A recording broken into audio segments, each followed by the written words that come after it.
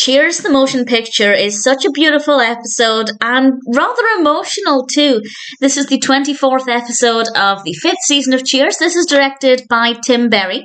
And as always, there will be spoilers from now as I go through the episode chronologically and share some thoughts. And I have quite a few quotes that I want to share. There are a lot of really funny moments in this, but a lot of very sentimental moments as well.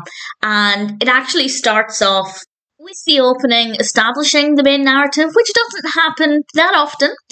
And this is the fact that Woody is on the phone to his father and he is threatening to make him return to Indiana.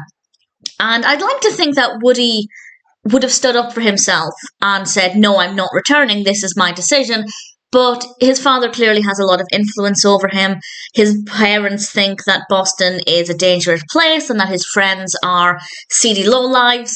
And to quote Woody, they think that every guy in Boston's some lonely, pathetic weirdo. And we have the timely appearance of Cliff, who just comes out of the back room trying to get people to look at his latest vegetable, which was just an absolute delight. And we then, after the intro, find out that they've decided to make a film to show Woody's parents what his friends are like, what a great place this is. And I think that this is a really lovely idea. And of course, Diane has decided to take charge of this, and Sam tells her repeatedly to shoot the damn film. Carla suggests shoot the damn Diane, which was not something I want to happen, but Carla's delivery of that line was very effective. And they start to read out rehearsed lines as Diane is shooting them all in Cheers, and then Woody comes in, and Diane has different ideas to what other people are thinking. So Diane kind of steps away and tells them to just do what they have to do, and then we get to see the finished film. And I will say that I think the film maybe ran on for longer than I would have liked, or I would have liked them to cut back to people's reactions in Cheers, not because I wasn't enjoying the film, I will talk more about the specifics in a moment, but it went on for 8 minutes, which is a third of the episode, and because we're watching it on a projector and it's obviously very grainy, it's not the most comfortable to watch.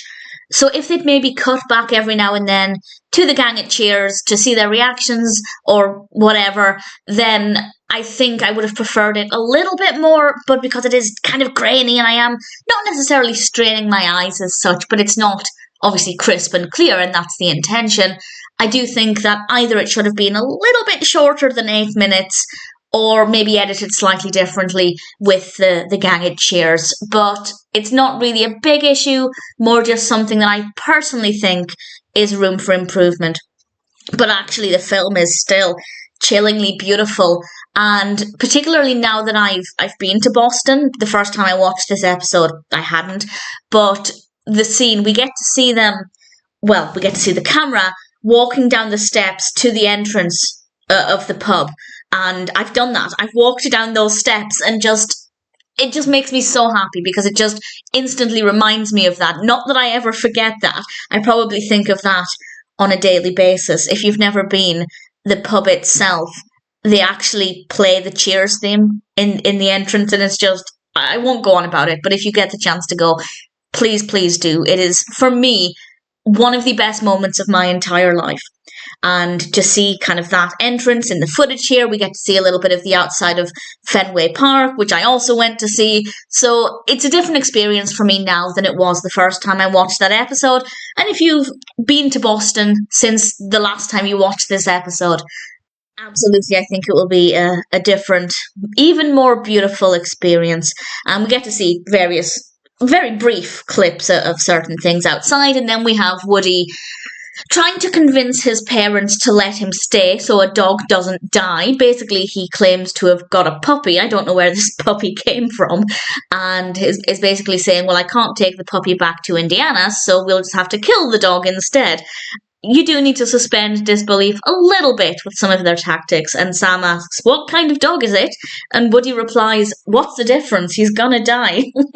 which is absolutely heartbreaking. And it's an adorable little puppy. We then see them gathered at a cookout. We're outside the Hungry Heifer. Norm goes inside and he gets a Norm, which I thought was fabulous.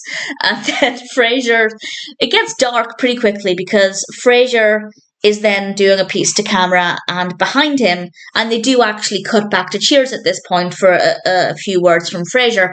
We see somebody falling from a window above him, and we come to the conclusion, of course, that somebody above in the psychiatry building has jumped. And from that point, it did start to get a little bit darker because that's basically the end of that film.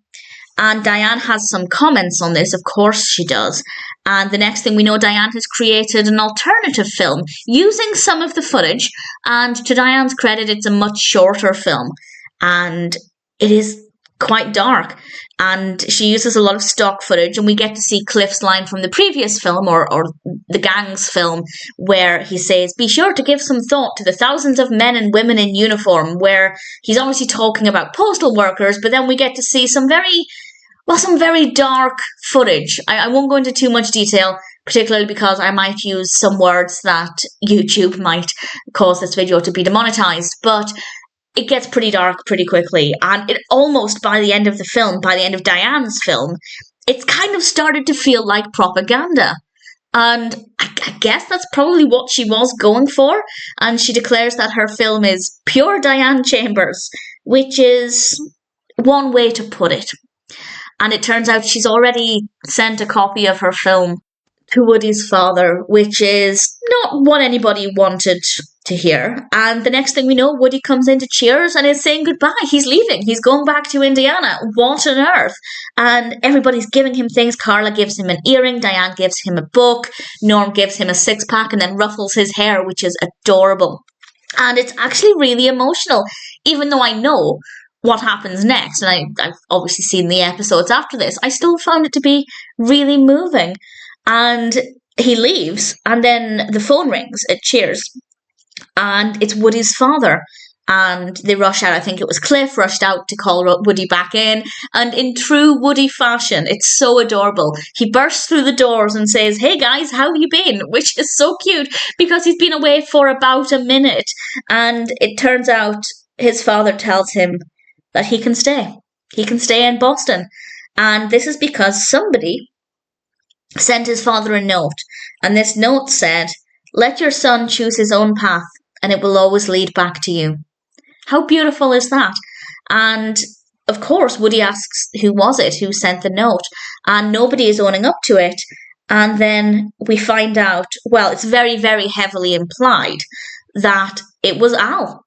And I thought that was absolutely beautiful because, of course, Al has been, as he often is, just sitting in Cheers in the background. Occasionally he'll have a comment to make or a remark, and he doesn't often shape a character's future, but here we have Al saving the day and allowing Woody's father to find a way to realise that actually Woody should stay at Cheers. And that's so beautiful. And I love the fact that Al observes everything that's going on around him, even if he doesn't necessarily have that much to say that often. And I think he's a brilliant character whenever he does get his moment in the spotlight. And thankfully, this was one of those episodes. There is one tremendous issue, of course. How did Al get Woody's father's address? But I'm going to brush that aside. I'm going to overlook it and pretend that that's not an issue. And it is a really lovely episode. Yes, I feel like the initial film was longer than it needed to be. But if they'd maybe edited it a little differently, cut back to Cheers a little more frequently, I think it would have been a little bit more comfortable. But in general, I still really enjoyed it. Cheers, the motion picture, is an absolute delight. A very funny episode, but also very moving and very emotional. And needless to say, it's one that, as is the case with pretty much every Cheers episode, I'm always going to enjoy it.